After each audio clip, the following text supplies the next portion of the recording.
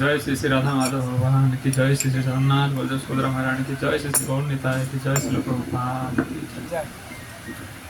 ओम नमो भगवते वासुदेवाय। ओम नमो भगवते वासुदेवाय। ओम नमो भगवते वासुदेवाय।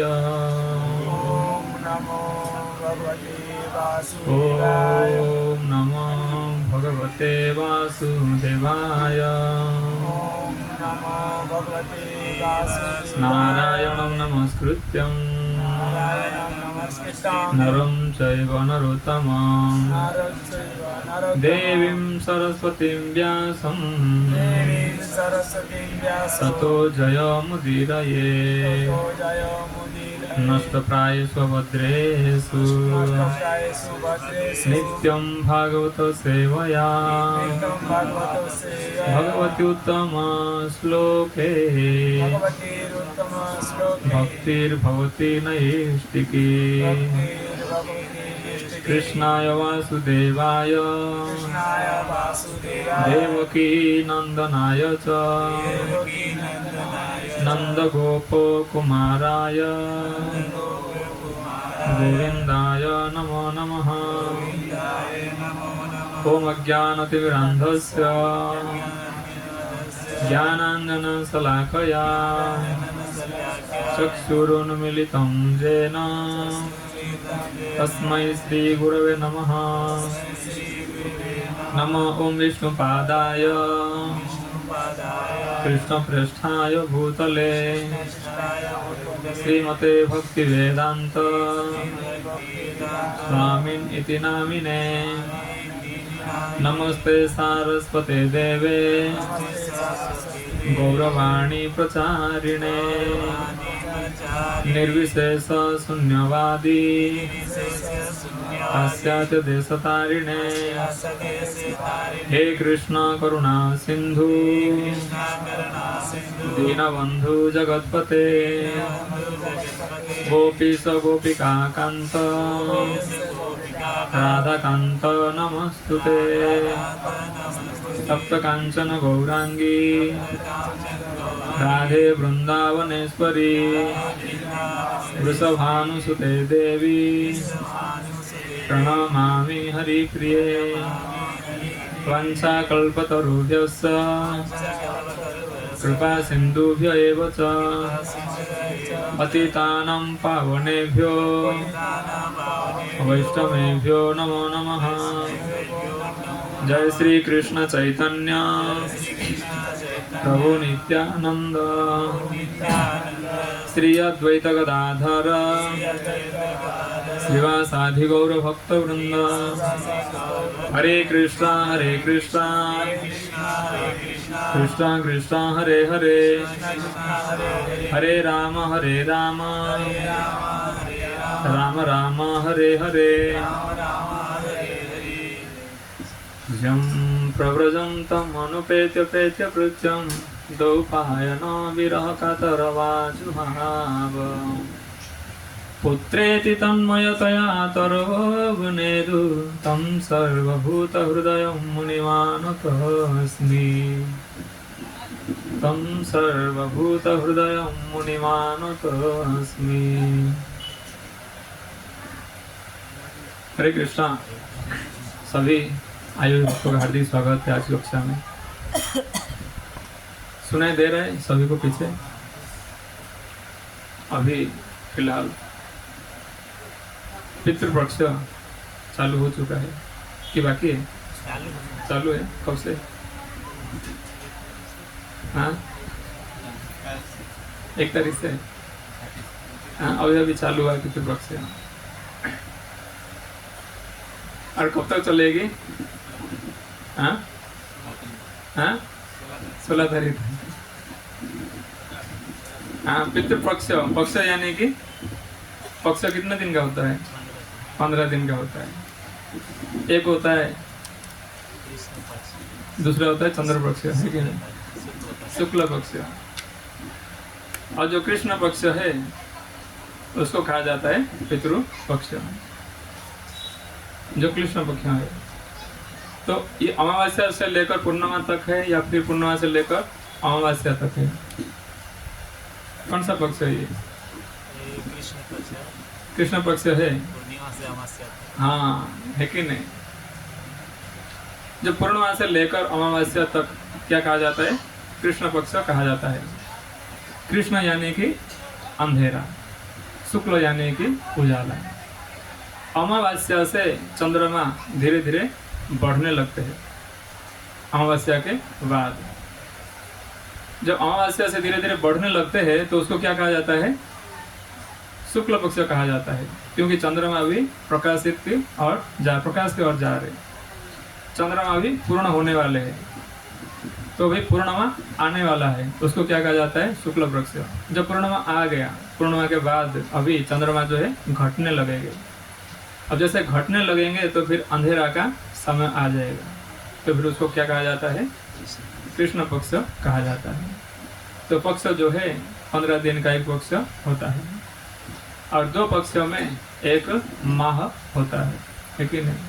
तो अभी जो आश्विन मास का ये जो कृष्ण पक्ष है, पूर्णिमा से लेकर अमावस्या तक, उसको पितृपक्ष कहा जाता है। कि अगर कोई भी हमारे पितरों जो शरीर छोड़े हैं, ये 15 दिन में उन्होंने जिस तिथि पे 15 दिन का 15 तिथि होता है, प्रथमा, द्वितीया, तृतीया, चतुर्थी, पंचमी, षष्ठी, सप्तमी, इस प्रकार से 15 दिन जो है 15 तिथि होता है। जिस तिथि पे जिन्होंने शरीर छोड़े उसी तिथि पे उनको जो है क्या किया जाता है, उनके लिए पिंड पानी की व्यवस्था किया जाता है। कोई कह सकते हैं कि प्रभु जी ये क्या है, अभी के समय पर फिर पिंड पानी की व्यवस्था, ये सब क्या है? हाँ ये सब बातें कुछ अजीब सा लग रहा है कि नहीं? कोई मान सकते हैं इस प्रकार से, लेकिन वैसा बात नहीं है। जो शास्त्र में बताया गया वही चीज को जो हमें पालन करनी चाहिए।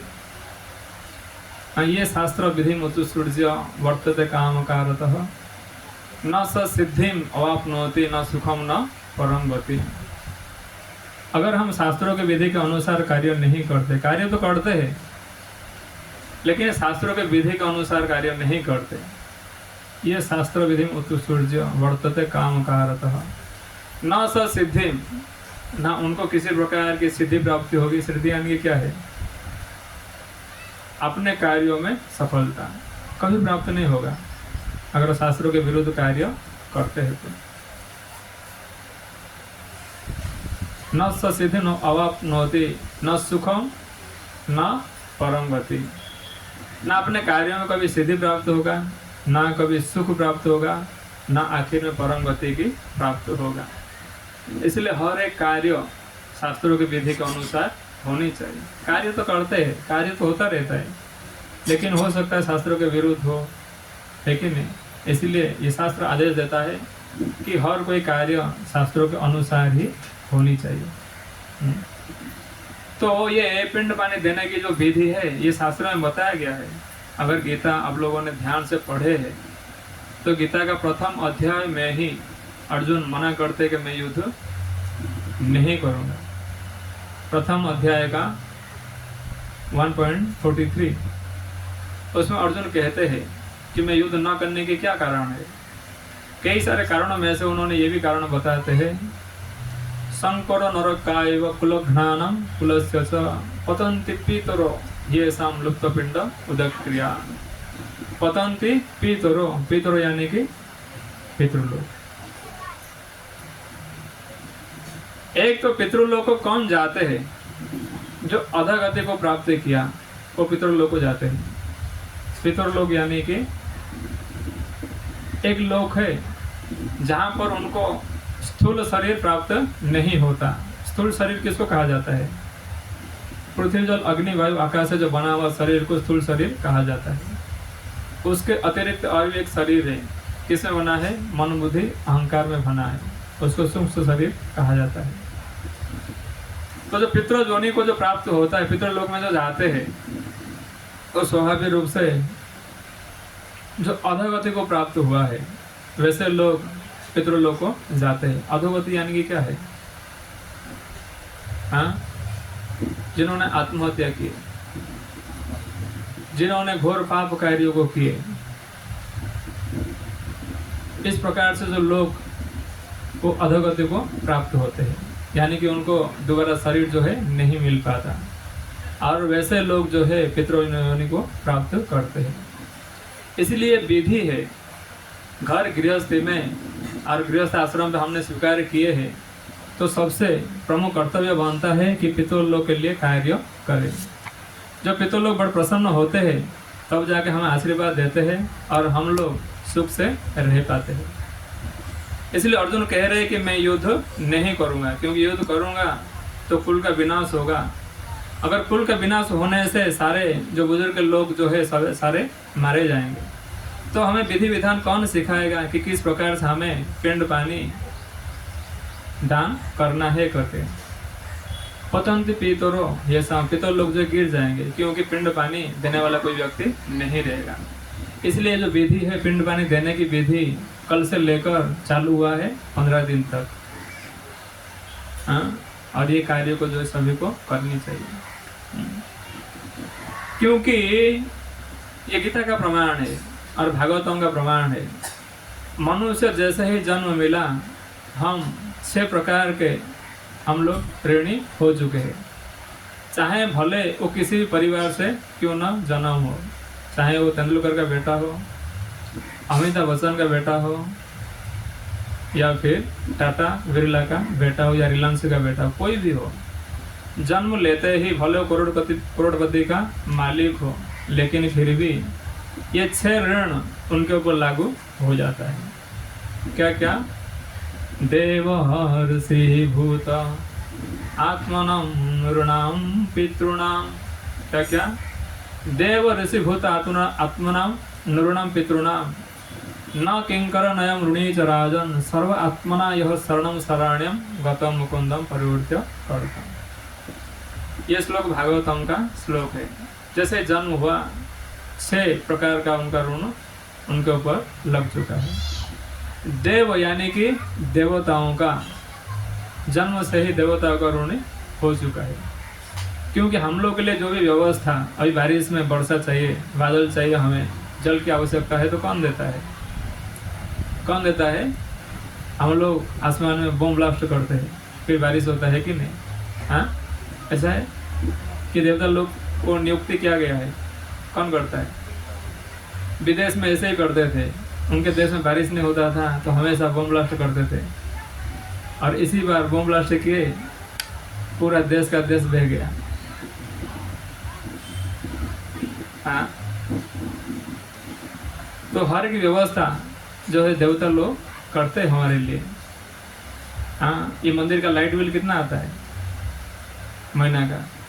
कम से कम बापी मंदिर में 40,000 आता है, हाँ 20,000 आता है। यहाँ तो कम से कम 5,000 तो आता होगा, 3-4 हज़ार तो आता होगा महीना का। अब लोग घर पे कितना आता है? हाँ, 500 रुपया आता है। और पूरे विश्व को जो प्रकाशित किया है, हाँ, और हम उनसे बिजली लेते कि नहीं लेते? सूर्यदेव से। हमने बिल कितना भरे? हाँ, नहीं भरे, है कि नहीं? भरना चाहिए कि नहीं भरना चाहिए? इसीलिए हम लोग क्या है, उनका ऋणी है। सूर्य देव यानी कि देवता, देवताओं के स्वाभाविक हम लोग ऋणी रहते हैं जन्म से ही। देव, उसके बाद ऋषि, ऋषि यानी कि महात्मा लोग। प्रभुपाद जी, हाँ, उन्होंने हम पर कृपा करके बद्ध जीव के लिए उन्होंने कितना मेहनत की। 70 साल उम्र में उन्होंने विदेश गए और जाकर उन्होंने ये कृष्ण भावनामृत का प्रचार किए और संस्था बनाए, है कि नहीं? तो स्वाभाविक रूप से जो ऋषि मुनि ऋषि जो ग्रंथों को लिखे, किसके लिए लिखे? उनका उद्धार हो चुका था। ऐसा नहीं है कि प्रभुपाद जी प्रचार करते तभी वो भगवत धाम जाते, उनको कर्म बंधन लगा हुआ था, ऐसा नहीं था। उन्होंने ग्रंथों का रचना किए, क्योंकि हमारे लिए, मनुष्य के लिए, मनुष्य जाति के लिए, मनुष्य समाज के लिए उन्होंने किए। तो स्वाभाविक रूप से हम लोग जो परंपरा का ऋणी है, गुरु परंपरा का ऋणी है। देव ऋषि भूत, भूत यानी कि 84 लाख योनियां, यानी कि पशु पक्षी मनुष्य कीड़े मकोड़े कुछ भी माना जाए, सभी का जो हम लोग ऋणी है। ये सिटी में लोग मानते नहीं, लेकिन गांव में जो भी अगर बनता है घर पे, तो पहला रोटी जो बनता है किसके लिए बनता है? गौ माता के लिए बनता है। उनको पहले बनाएंगे, फिर अलग से रख लेंगे, और चाहे आखिर में देंगे, पहले देंगे, वो गौ माता के लिए जाता है। और आखिरी रोटी जो बनता है वो किसको दिया जाता है? कुत्ते को दिया जाता है। हाँ, और घर के बाहर एक कुंड रहता है, उसमें हमेशा जो है जल रहता है। क्यों रहता है? कोई पंछी आएंगे, कोई भी जानवर आएंगे तो पिएंगे करके, क्योंकि स्वाभाविक रूप से मनुष्य जो उनका ऋणी रहता है। देव ऋषि भूत आत्मा यानी कि स्वजन, जैसे हम लोग का एक परिवार होता है, एक कुल होता है, लेकिन नहीं, उनके प्रति भी हम लोग का कुछ कर्तव्य बनता है। अगर वो कर्तव्य से हम लोग दूर भागते हैं तो फिर उनका ऋण जो है हमारे ऊपर चढ़ जाता है। देव ऋषि भूत आत्मा नरुणाम यानी कि मनुष्य, सारे मनुष्यों के प्रति हम लोग की कर्तव्य है। नरुणाम और पितृणाम यानी कि पितृ लोग का भी हम लोग ऋणी रहते हैं। अगर कार्यों को न करे तो पितृलोक कभी भी सुखी नहीं रहेंगे। अगर पितृलोक का आशीर्वाद न हो तो व्यक्ति कभी भी संसार में कोई भी कार्य करने चाहे तो कभी कार्य में सक्सेस नहीं होगा, ना कभी सुखी हो सकता है, ना आखिर में परम गति यानी कि भगवत धाम को प्राप्त कर सकता है। इसीलिए ये बहुत जरूरी है। चैतन्य महाप्रभु सन्यासी लेने के बाद भी उन्होंने पिंड दान किए थे अपने पिताजी जी का गया में। भगवान राम भगवान होते हुए भी उन्होंने अपने पिताजी का पिंडदान उन्होंने किए थे। और जब भगवान करते हैं तो फिर भगवान क्यों करते हैं? हमें शिक्षा देने के लिए। यत् यत् आचरति श्रेष्ठ। भगवान को जरूरत नहीं है कि वो गुरु ग्रहण करे, वो पिंड पानी दे। क्या भगवान जिनके पुत्र बने, उनके माता पिता, क्या उनको जरूरी है पिंड पानी? हाँ, जिनके गर्भ में भगवान आए और वैसे माता पिता को पिंड पानी का जरूरत है नहीं है, लेकिन फिर भी उन्होंने कार्य को करते हैं। क्यों करते? समाज में शिक्षा देने के लिए। तो ये सभी को जो है करनी चाहिए। एक समय की बात है जो महाभारत में वर्णन आता है। जगत करुणाम ऋषि करके एक ऋषि थे, ऋषि मुनि ऋषि थे, वो जंगल में घूम रहे थे सन्यासी लेकर। और जब उन्होंने भगवान का नाम लेते हुए घूम रहे थे, उस समय पर जोर से आवाज आया कि हमें बचाओ, हमें बचाओ, हमें बचाओ करके। तो उन्होंने देखे इधर उधर कोई नजर ही नहीं आ रहे। उन्होंने थोड़ा सा दूर गए और जाकर देखे तो वहां पे एक कुआं था। और कुएं पे उन्होंने देखे तो वहां से आवाज आ रहा था कि हमें बचाओ, हमें बचाओ, हमें बचाओ करके। बहुत जोर जोर से आवाज आ रहा है। उन्होंने देखे कुएं में और उन्होंने पूछे कि तुम लोग कौन हो? तो वहां से आवाज आया कि हम लोग कोई और नहीं है, हम लोग कौन है? आपके पितृलोक ही थे। हम लोग अधोगति को प्राप्त किए, इसलिए तुम क्या करो, तुम हमारे कुल के हो तो अभी तक तुम जो है हमारे ऋणी हो, क्योंकि हमारे उद्धार के लिए तुम कोई कार्य नहीं किए। तो क्या करो, हमारे उद्धार के लिए कार्य करो, तुम्हारे द्वारा ही हमें मुक्ति मिल सकता है। तो उन्होंने कहे कि ठीक है। उन्होंने सभी एक पेड़ का एक जड़ था, एक शाखाएं था, उस शाखाएं को पकड़े हुए सब जो है उसी में लटके हुए थे। और उस शाखा को दो चूहा काट रहे थे। और उसी समय पर वो लोग चिल्ला रहे कि हमें बचाओ करके। उन्होंने देखे दो चूहा, एक काला चूहा और एक सफेद चूहा जो शाखाओं को जो है काट रहे थे। और उसी में पितर लोग जो है लटके हुए हैं। अगर वो कट जाता है बचाने से पहले तो सारे पितर कहाँ गिरेंगे? नरक में गिरेंगे। और वो दोनों चूहा कोई और नहीं है, कौन है? दिन और रात। दिन कटता जा रहा है, अगर उनको जल्दी से नहीं बचाओगे तो लोग नरक में गिर जाएंगे। तो उन्होंने कहे कि ठीक है, देखो आप भक्ति कर रहे हो तो आप क्या करो, शुद्ध भक्त बन जाओ, प्रहलाद महाराज जी की तरह। अगर शुद्ध भक्त नहीं बन पा रहे हो तो फिर क्या करो, गृहस्थ आश्रमों को स्वीकार करो, जल्दी से विवाह करो और विवाह करके जल्दी से पिंड पानी देने की व्यवस्था करो। अगर तुरंत विवाह करके पिंड पानी दोगे तो हम लोग का उद्धार हो जाएगा। और भक्ति करते करते पता नहीं शुद्ध भक्त कब होंगे या भी नहीं, है कि नहीं? होता है नहीं होता है? हाँ, भक्ति करते भोग की इच्छा रहता है कि नहीं रहता है? या तो भोग की इच्छा छोड़ दो, भजन करो, नहीं तो फिर गृहस्थ आश्रम को जल्दी स्वीकार करके हमारे लिए कार्य करो। तो उन्होंने सोचा कि ठीक है, मैं तो भजन भक्ति कर रहा हूँ अपने शुद्धिकरण के लिए, पता नहीं कब शुद्ध होगा, उससे अच्छा है कि मैं विवाह कर लूँ और जल्दी से मेरा पूर्वजों का, पितरों का उद्धार करूँ। तो उन्होंने तुरंत विवाह किए। और विवाह उन्होंने ये कंडीशन से किया कि उन्होंने ये व्रत रखे, अपना वादा किए। उन्होंने वादा रखे कि देखो, मैंने कभी भी किसी प्रकार का भरण पोषण किसी का नहीं करूँगा। मैं भजन करता हूँ, मैं भजन करूँगा। मैं सिर्फ विवाह करता हूँ अपने पूर्वजों का उद्धार के लिए। अगर कोई मेरे रिश्ते में कोई मंजूर है तो मेरे से विवाह करे। इस प्रकार से उनका कंडीशन था। और वासुकी उन्होंने ये प्रस्ताव से स्वीकार किए, क्योंकि काम नाम का उनके पास चीज़ ही नहीं था, शुद्ध भक्त थे। तो उन्होंने कहे, वासुकी कहे कि देखो मेरा पास मेरा बहन है, उनसे तुम विवाह कर लो, मेरे पास धन का कोई कमी नहीं है, मैं अपना बहन का भी और तुम्हारा भी सभी का जो मैं ध्यान रखूंगा, किसी को किसी प्रकार का समस्या नहीं है। उन्होंने कहे कि ठीक है।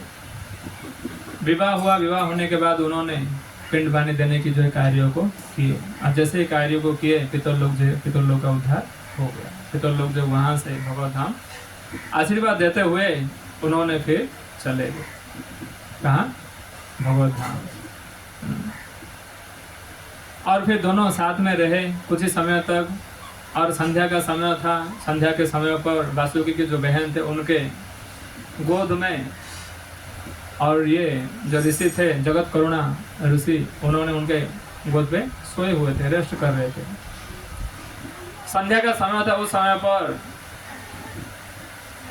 जो वासुकी बहन थे उन्होंने कहे कि अभी संध्या का समय है और पतिदेव का अभी गायत्री करने का समय है, और इतने दिनों से उन्होंने नियमित रूप से संध्या वंदन करते आ रहे, और कंडीशन ये भी था, जगत करुणा जो उनके पति का ये भी कंडीशन था, देखो मुझे किसी प्रकार का पूरे जीवन में रोकना टोकना नहीं है, किसी बातों पर कोई सवाल जवाब नहीं। उन्होंने सोचे कि मैं अभी क्या करूं, जगाऊं या न जगाऊं। अगर जगाऊं तो फिर ये सवाल हो जाएगा, है कि नहीं, कि देखो आप उठो, गायत्री करो, संध्या वंदन करो अपना, मैं किसी प्रकार से उनको उपदेश दे नहीं सकती। और न जगाओ तो फिर उनका जो नियम का पालन नहीं हो पाएगा। संध्या वंदन अभी करेंगे क्योंकि अभी सूर्य जो है अस्त होने वाले हैं, उससे पहले उनको गायत्री वंदन करना है। तो उन्होंने सोचे कि ठीक है, पति का नियम के लिए मैं अपना नियम को तोड़ने के लिए तैयार हूँ करके उन्होंने पतिदेव को उठाया, बोले कि उठो और आपका वंदना का समय हो रहा है। अब जैसे उन्होंने उठाए तो जगत करुणा ऋषि जो थे उन्होंने उठे, उठकर उन्होंने कहे कि आपने कैसे हिम्मत की मुझे उठाने को। उनके पत्नी ने कहे कि देखो अभी संध्या का समय है, अभी सूर्य जो है तुरंत अस्त होने वाले हैं, तो आपका गायत्री फिर छूट जाएगा, इसलिए मैंने जरूर समझा और आपको उठाया। और ऋषि जो थे जगत करुणा, उन्होंने कहे कि ऐसे कैसे हो सकता है, अगर मैं न उठो तो सूर्य का कोई हिम्मत ही नहीं है कि वो अस्त हो जाए, ऐसा हो नहीं सकता है, लेकिन आपने टोक दिए मुझे। देखो ऐसे ऐसे भी ऋषि मुनि ऋषि होते हैं, और ऐसे व्यक्ति को भी गृहस्थ आश्रम स्वीकार करना पड़ा अपने पितरों का उद्धार के लिए। उन्होंने कहे कि ऐसा हो ही नहीं सकता कि मैं सो रहा हूँ और सूर्य जो है अस्त हो जाए, ऐसा कभी नहीं हो सकता, लेकिन आपने टोक दिए मुझे। अभी मैं क्या करूँगा, मैं अभी फिर से सन्यासी लेके मैं जंगल चला जाऊँगा करके उन्होंने रेडी हो गए फिर से जंगल जाने के लिए।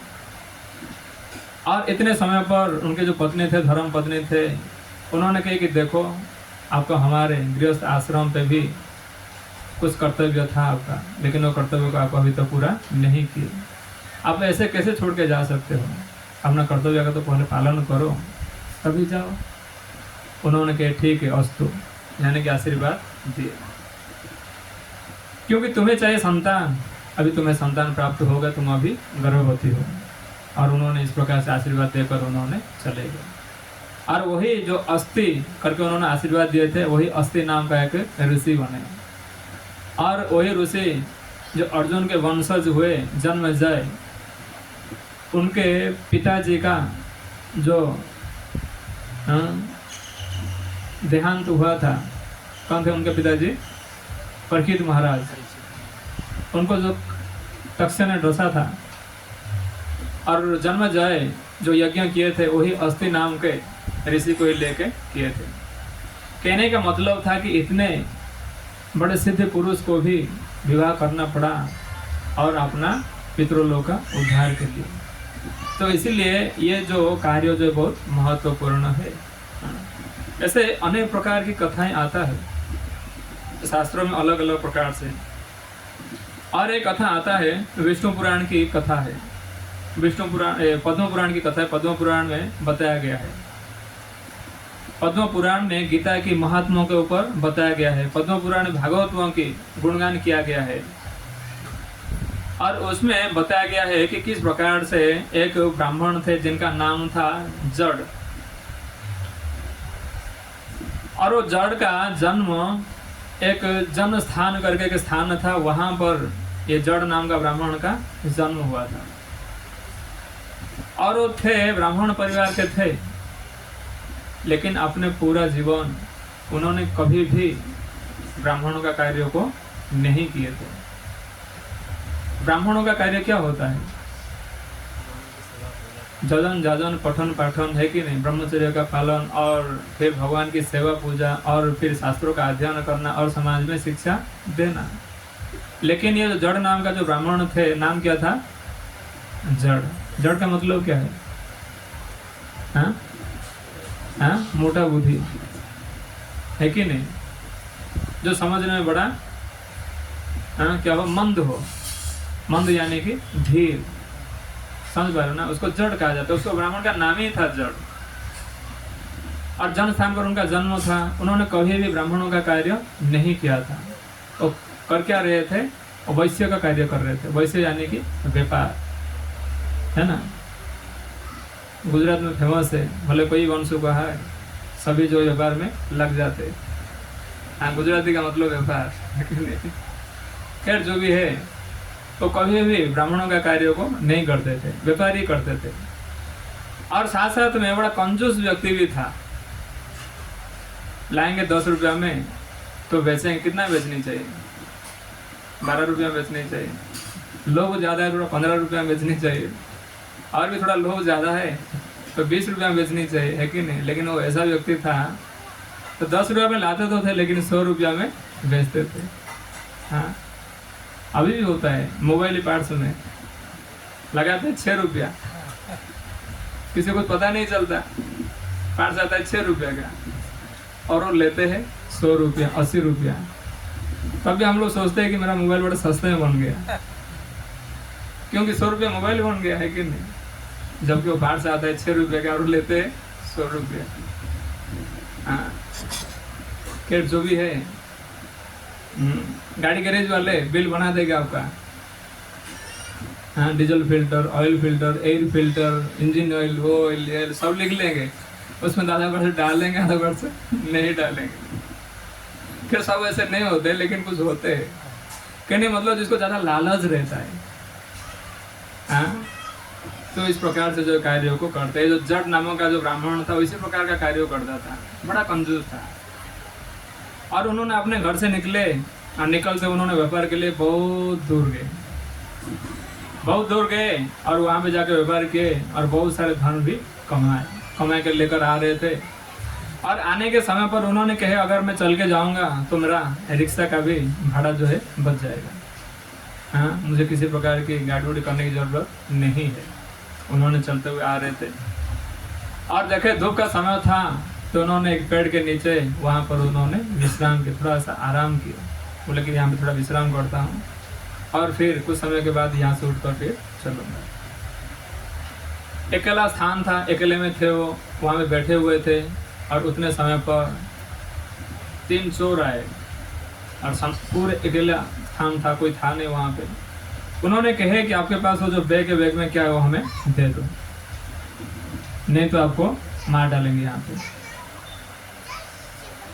तो जड़ उन्होंने क्या कहे होंगे? दिए होंगे या नहीं दिए होंगे? तो दे ही नहीं सकते, कैसे दे सकते हैं, है कि नहीं? हाँ, जान जाए पर बचन न जाए, है कि नहीं? हाँ, तो उन्होंने कहे मैं ये बैग दे नहीं सकता। और चोर तो चोर है, वो लोग छोड़ भी कैसे सकते हैं? उन्होंने कहे अगर आप दे नहीं सकते तो हम भी आपको छोड़ नहीं सकते। हम तो बैग लेके जाएंगे, भले आपको मारना पड़े, भले हम मारेंगे, लेकिन बैग तो लेके जाएंगे। जितनी जगह नहीं ले पाए तो मार के लेंगे। तो उन्होंने बोले कि मद मंजूर है, पर हम धन जो है छोड़ नहीं सकते। हाँ, जान दे सकते हैं, है कि नहीं? हाँ, ये सर कटा सकते पर झुका नहीं सकते। क्या जो भी है, तो उन्होंने मना किए, नहीं दिए, और न देने पर उनका जो है चोर जो थे तो चोरी थे, उन्होंने उसका हत्या कर दिया ब्राह्मण का। और हत्या कर कर उन्होंने पुटली लेकर उन्होंने चले गए। फिर काफ़ी समय बीत गया और बीतने के बाद उन्होंने काफ़ी समय तक घर पे नहीं आए। और न आने पर जड़ का एक पुत्र था, उनके पुत्र को गांव के लोग कहे कि देखो आपके पिताजी अभी अगर जिंदा होते तो अभी तक आगे होते। उन्होंने अधोगति को ही, स्वाभाविक रूप से लोभी व्यक्ति थे और गलत प्रकार से उन्होंने धन कमाते थे और स्वाभाविक रूप से उन्होंने अधोगति को ही प्राप्त की। अगर मृत्यु हुआ है तो अधोगति को ही उन्होंने प्राप्त हुए, उनको किसी प्रकार से कोई शांति नहीं मिलेगा। तो इसलिए तुम क्या करो, उनके लिए कुछ सत्य कार्य करो। आप जाओ और गंगा जाके उनके लिए, काशी जाकर उनके लिए क्या करो, पिंड पानी की व्यवस्था करो। तो उन्होंने माने सभी की कथाओं को और उन्होंने घर से निकल पड़े। कहाँ के लिए? काशी के लिए, पिंडदान देने के लिए पिताजी के लिए निकल पड़े उन्होंने। और जाते जाते बहुत दूर था, उस समय पर ना प्लेन ट्रेन की कोई व्यवस्था नहीं थी। और जाते जाते उन्होंने थक गए और उन्होंने सोचा गर्मी का मौसम है और मैं इसी पेड़ के नीचे थोड़ा सा विश्राम करता हूँ और उसके बाद फिर चलूँगा। और उन्होंने उसी पेड़ के नीचे बैठे जहाँ पे उनके पिताजी का देहांत हुआ था। ये कोई कथा नहीं, ये पद्म पुराण में वर्णन आता है। वहाँ पे बैठे और उनके पुत्र जो थे वो ब्राह्मण स्वभाव के थे। ब्राह्मण का कार्य भगवान गीता में कहते हैं, चतुर्वर्ण मया सृष्टम गुण कर्म विभागसः। 4 वर्ण 4 आश्रम मेरे से उत्पन्न है, लेकिन आप ब्राह्मण को कैसे ब्राह्मण मानोगे? गुण कर्म विभागसः, गुण के अनुसार अगर कर्म करे तो ब्राह्मणों को ब्राह्मण माननी चाहिए। लेकिन जड़ जो था वो गुण उसका वैश्य का था और उसका कर्म, गुण वैश्य होने के नाते कर्म उसका व्यापार हो गया, है कि नहीं? लेकिन उनका जो पुत्र था उनका गुण सतोगुणी था, इसलिए वो ब्राह्मण का कार्यों को करते थे। वहाँ पे बैठे और दोपहर का समय था तो उनका पास गीता था और गीता को उन्होंने पलटी किए। और जैसे उन्होंने पलटी किए तो तुरंत 3रा अध्याय जो है वो ओपन हुआ, 3रा अध्याय। और जैसे ही 3रा अध्याय ओपन हुआ तो उन्होंने पढ़ते थे, रोज गीता का पाठ करते थे, तो उन्होंने भी पाठ करने लगे। 3रा अध्याय का पूरा अध्याय पाठ किए। अध्याय पाठ करना है क्योंकि पितृपक्ष चल रहा है, अगर पाठ करोगे तो लाभ जो है आप ही लोग का है। हाँ, कर ले, कर रहे हो तो मैं पाठ कर रहा हूँ, आप लोग सुन लो, ठीक है? 3-4 मिनट लगेगा, 5 मिनट लगेगा ज़्यादा, और सुन लोगे तो आप लोग का ही फायदा है। अध्याय का नाम है कर्मयोग। जय श्री जगन्नाथ बलदेव सुभद्रा महारानी की जय, श्री गौरनिताय की जय, श्री प्रभुपाद की जय। अर्जुन उवाच ज्यायोसि चेत् कर्मणः, जिसके पास बुक है वो पढ़ सकते हैं, ठीक है? ज्यायोसि चेत् कर्मणस्ते मता बुद्धिर्जनार्दन, तत्किं कर्माणि घोरे मां नियोजयसि केशव। व्यामिश्रेणेव वाक्येन बुद्धिमोहयसि वमे, तदेकं वद निश्चित्य येन श्रेयमहाप्नुयाम्। श्री भगवान उवाच लोकेऽस्मिन् द्विविधा निष्ठा पुरा प्रोक्ता मया नघ, ज्ञानयोगेन सांख्यानां कर्मयोगेन योगिनां। न कर्मणां न रम्भात् नैष्क्रियं पुरुषोऽश्नुते, न च सन्न्यासनादेव सिद्धिं समाधिगच्छति। न हि कश्चित् क्षणमपि जातु तिष्ठत्य कर्मकृत्, कार्यते ह्यवशः कर्म सर्वप्रकृतिजैर्गुणैः। कर्मेन्द्रियाणि संयम्य यो आस्ते मनसा स्मरन्, इन्द्रियार्थान् विमूढात्मा मिथ्याचारः उच्यते। यस्मिन्द्रियाणि मनसा नियम्यार्भत अर्जुन, कर्मेन्द्रियः कर्मयोगम् असक्तः स विशिष्यते। नियतं कुरु कर्म त्वं कर्मज्ञः ह्यः कर्मणः, शरीरे यत्रापि च तेन प्रसिद्ध्येत कर्मणः। यज्ञ अर्थात् कर्मण अन्यत्र लोकयं कर्म बन्धनः, तदर्थं कर्म कौन्तेय मुक्तसङ्गः समाचर। सह यज्ञः प्रजा सृष्ट्वा पुरोवाच प्रजापतिः, अनेन प्रसविष्यध्यमेव भूत्वदिष्टकामधुक्। देवान् भावयतानेन ते देवा भावयन्तु वः, परस्परं भावयन्तः श्रेयः परमवाप्स्यथ। इष्टान् भोगान् हि वो देवा दास्यन्ते यज्ञभावितः, तैर्दत्तान् प्रदाज्योभ्यो ज्यो भुङ्क्ते तेन एव सः। यज्ञशेषासिनः सन्तो मुच्यन्ते सर्वकिल्बिषैः, भुजन्ते तुभं पापा ये पच्यन्ते आत्मकारणात्। अनादो भवन्ति भूतानि पर्जनादं न सम्भवः यज्ञाद् भवति पर्जन्य यज्ञः कर्म समुद्भवः कर्म ब्रह्मोद्भवं विद्धि ब्रह्माक्षरं समुद्भवं तस्मात् सर्वगतं ब्रह्म नित्यं यज्ञं प्रतिष्ठितम् एवं प्रवदितं चक्रं नानुवर्तयति यः अघैरिन्द्रियारामो मोघं पार्थ स जीवति यस्मात् परतीरेव चलान्तर्तुक्तस्य मानवः आत्मनेव च सन्तुष्टः तस्य कार्यं न विद्यते नैव तस्य कृतेनार्थो न कृतेनेह कश्चन न चास्य सर्वभूतेषु कस्यर्थव्यपाश्रयः तस्मात् सक्तः सततं कार्यं कर्म समाचर असक्तो ह्याचरन् कर्म परमाप्नोति पुरुषः कर्मणैव हि संसिद्धिम् आस्थिता जनकादयः लोकसङ्ग्रहमेवापि सम्पश्यन् कर्तुमर्हति यत्यत्याचरति श्रेष्ठः तत्तदेवैतरो जनः स यत् प्रमाणं कुरुते लोकस्तदनुवर्तते न मे पार्थास्ति कर्तव्यं स्त्रीषु लोकेषु किञ्चन नानवक्तम् अवक्तव्यं वर्त एव च कर्मणि यदि हम न वर्तेयं जातु कर्मण्य तन्द्रितः वर्तन्ते मनुष्या पार्थ सर्वंसः उच्छिदेयुरिमे लोका न पूज्यं कर्म चेदहं शङ्करस्य च कर्तास्याम् उपहन्यामि मा प्रजाः सक्तः कर्माणि विद्वांसो तथा कुर्वन्ति भारत पूज्यान् विदन्ता सप्तो चिकीर्षु लोकसङ्ग्रहम् न बुद्धिभेदं जनयेत् अज्ञानं कर्म सङ्गिनं जोषयेत् सर्वकर्माणि विद्वान् युक्तः समाचरन् प्रकृते क्रियमाणानि गुणे कर्माणि सर्वशः अहंकार विमूढात्मा कर्ताहम् इति मन्यते तत्त्वविदु महाबाहो गुणकर्म विभागयोः गुणगुणेषु वर्तन्त इति मत्वा न सहजते प्रकृतेर्गुणसम्मूढा सजन्ते गुणकर्मसु तान् कृतस्नवदमन्दान् कृतस्नवि न विचालयेत् मयि सर्वाणि कर्माणि सन्न्यास्याध्यात्मचेतसा निराशिर्निर्ममो भूत्वा युद्धस्व विगतज्वरः ये मे मतमिदं नित्यम् अनुतिष्ठन्ति मानवः श्रद्धावन्तो अनुसूयन्तो मुच्यन्ते ते अपि कर्मभिः ये त्वतव्य सूयन्तो नानुतिष्ठन्ति मे मतं सर्वज्ञानविगुणान् स्थानं विद्धि नष्टान् चेतः सः सदृशं चेष्टते स्वस्यः प्रकृतिर्ज्ञानवानपि प्रकृतिं यान्ति भूतानि निग्रह किं करिष्यति इन्द्रियस्यार्थे रागद्वेषो व्यवस्थितो तैर्नवशमय गच्छेत् ह्यस्य परिपन्थिनौ श्रेयान् स्वधर्म विगुणः परोधर्मात् सनुष्ठितात् स्वधर्मनिधनं श्रेयः परोधर्म भयावः अथ केन प्रयुक्तोऽयं पापं चरति पुरुषः अनिच्छन्नविवाष्णेय बलादिव नियोजितः श्रीभगवानुवाच कामेश क्रोधेश रजगुणसमुद्भवः महासन महापाप्मा विध्यनमिह वैरिणां धूमेन व्रियते बहिर्यथा दर्शमलेन च यथुलेन पृथग्गर्भः तथा तेनेदम् आवृतं ज्ञानम् एतेन ज्ञानिनो नित्यवैरिणा कामरूपेण कौन्तेय दुष्पूरेण अनलेन च इन्द्रियाणि मनोबुद्धिर्स्वाधिष्ठानम् उच्यते एतैर्विमोचन्ते स ज्ञानमावृत्य देहिनम् तस्मात् इन्द्रियाणां यादो न्यम्यं भरतर्षभ पापमानं प्रजह्यनं ज्ञानविज्ञाननाशनम् इन्द्रियाणि पराणि याहुः इन्द्रियेभ्यः परं मनः मनसस्तु परा बुद्धिर्यबुधे परतस्तु सः एवं बुधे परं बुद्ध संस्थव्यमात्मनम् आत्मना जहि शत्रु महाबाहो कामरूपं दुरासदम् हरे कृष्ण कृष्ण कृष्ण हरे हरे हरे राम राम राम हरे हरे।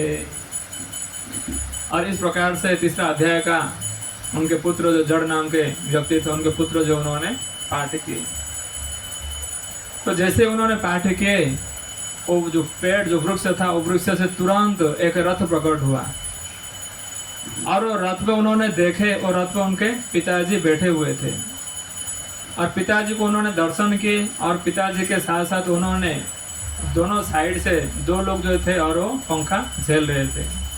उनके पिताजी को जो है पंखा झेल रहे थे और उन्होंने ये चीज देखकर जड़ का पुत्र जो था उन्होंने हैरान हो गया, बोला मेरे पिताजी, और इस प्रकार से गति को उन्होंने प्राप्त किए।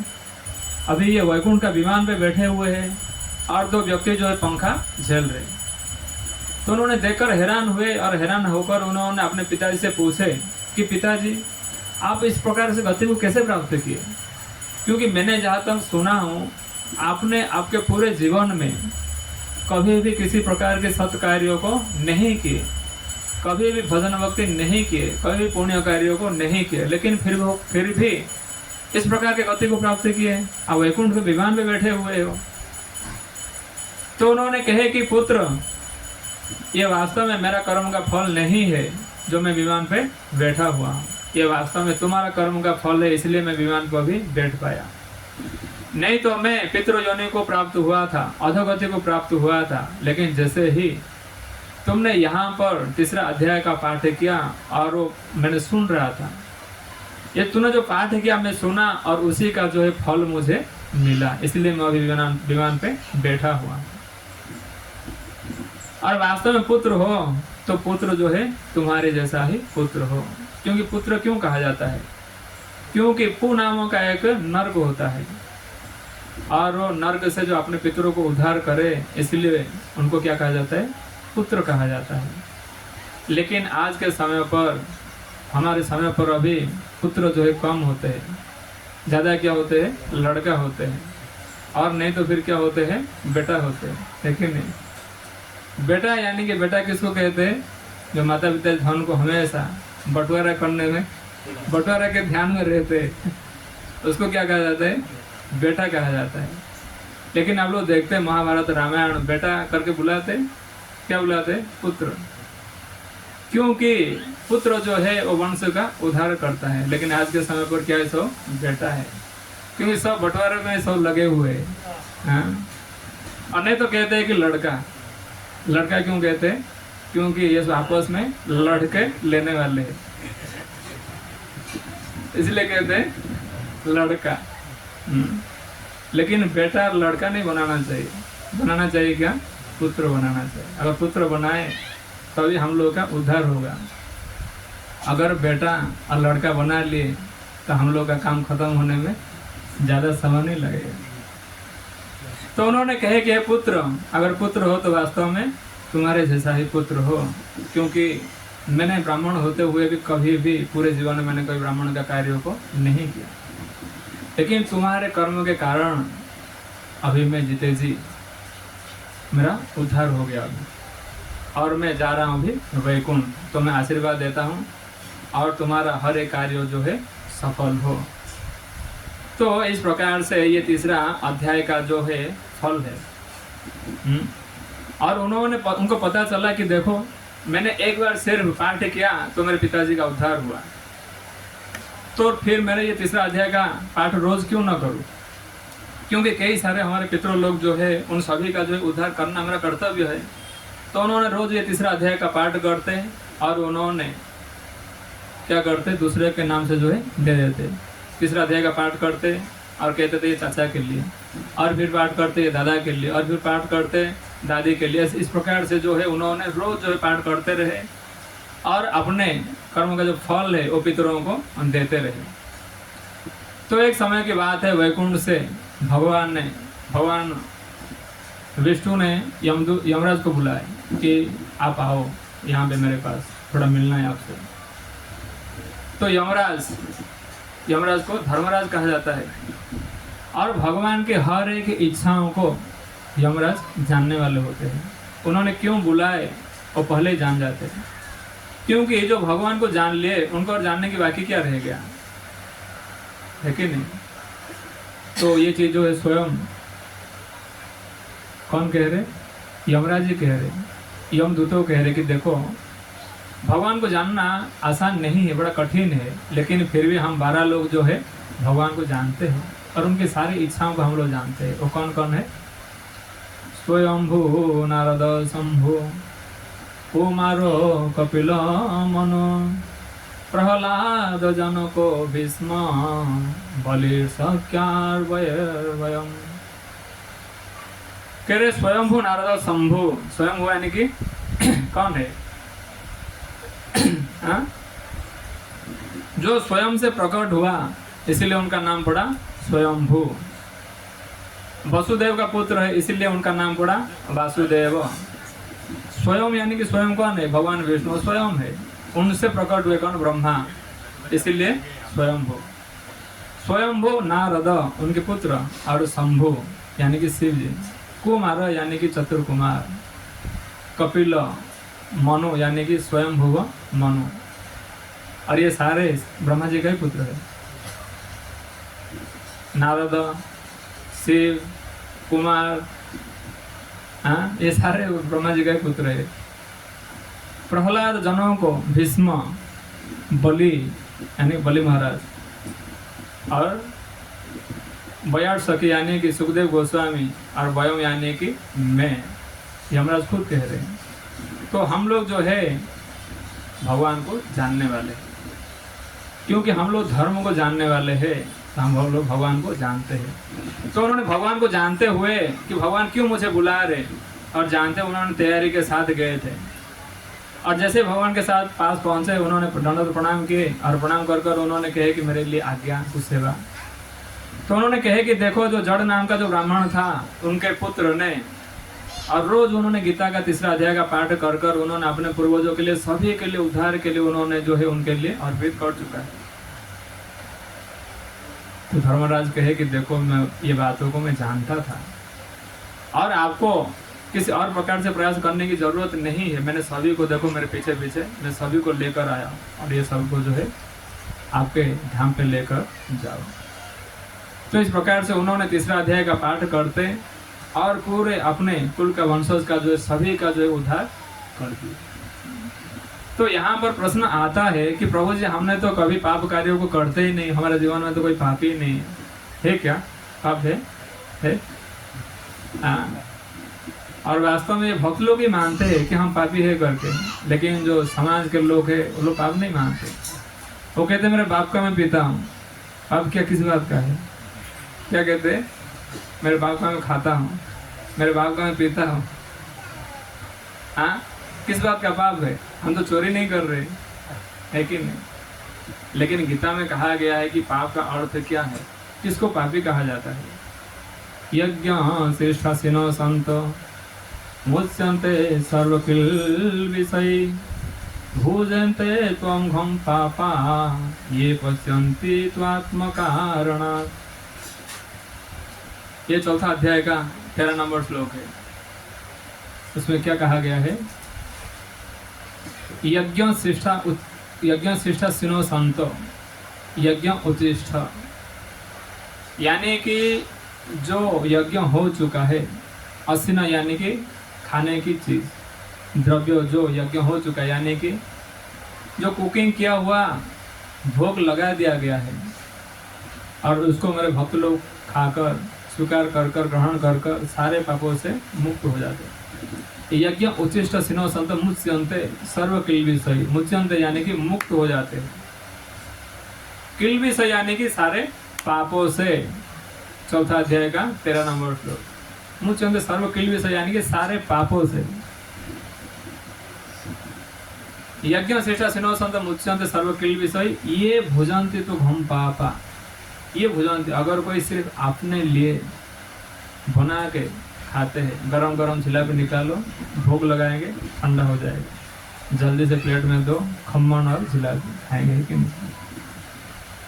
अगर जो इस प्रकार से तुरंत भगवान को भोग नहीं लगाते, जो अपने लिए ही, अपने जिह्वा को तुष्ट करने के लिए जो बिना भोग लगा के खाते हैं, और वैसे खाने मात्र से ही क्या हो जाए? पाप लग जाता है। यानी कि जब घर पे कुकिंग किया जाता है, अगर भगवान को भोग नहीं लगता, अगर उसी भोजन को कोई खाता है, तो सबसे बड़ा पापी हो जाता है। ये भगवद गीता के अनुसार है, मेरे अनुसार नहीं है। क्योंकि बोले प्रभु जी हम भोग नहीं लगा रहे हैं, आप हमको इंगित कर रहे हो। हाँ, मैं नहीं कह रहा हूँ, 4था अध्याय का 13 नंबर श्लोक कह रहा है। तो अगर इस प्रकार से देखा जाए तो आप लोग तो भक्त हो, लेकिन अगर देखा जाए समाज में, संसार में, तो कितने लोग हैं जो भगवान को भोग लगा के प्रसाद पाते होंगे? कितने लोग पाते होंगे, है कि नहीं? अगर देखा जाए तो सभी जो है संसार में, हाँ, आप लोग को छोड़कर, है कि नहीं? जो भी भोग लगा के नहीं पाते हो पापी है। तो ये न क्या न प्रकार है ना, किसी न किसी प्रकार से मनुष्य जो पाप होता रहता है। और पूर्वजों का मतलब ये नहीं है कि सिर्फ हमारे पिताजी है, और पिताजी के पिताजी है, और पिताजी के पिताजी है, ऐसा नहीं है। पितृलोक का अर्थ क्या है? जो भी हम जिस कुल में आ रहे, जिस परंपरा में आ रहे, जितने सारे पूर्वजों अभी गए हुए हैं, सभी का जो उद्धार का जिम्मेदारी हम लोग का बनता है। पता नहीं कभी कौन किस कार्य करके और कोई अधोगति को प्राप्त किया है, इसलिए हम लोग का फर्ज बनता है कि हम सभी का उद्धार के लिए जो कार्य को करें। क्योंकि हम लोग का जब पूरा 1 साल होता है, मैंने ये भी सोच रहा था कि पितृलोक तो हम लोग सिर्फ पितृपक्ष में एक ही दिन देते हैं, तो क्या उनको सालों भर मिल जाता है क्या खाने के लिए? मिल जाता है, लेकिन मिल जाता है। कैसे मिल जाता है? जैसे हम लोग का यहाँ पे 6 महीना होता है, तो स्वर्ग में एक ही दिन होता है और उतना ही बड़ा रात्रि होता है। अब जैसे कि उत्तरायण होता है तो स्वर्ग में दिन होता है,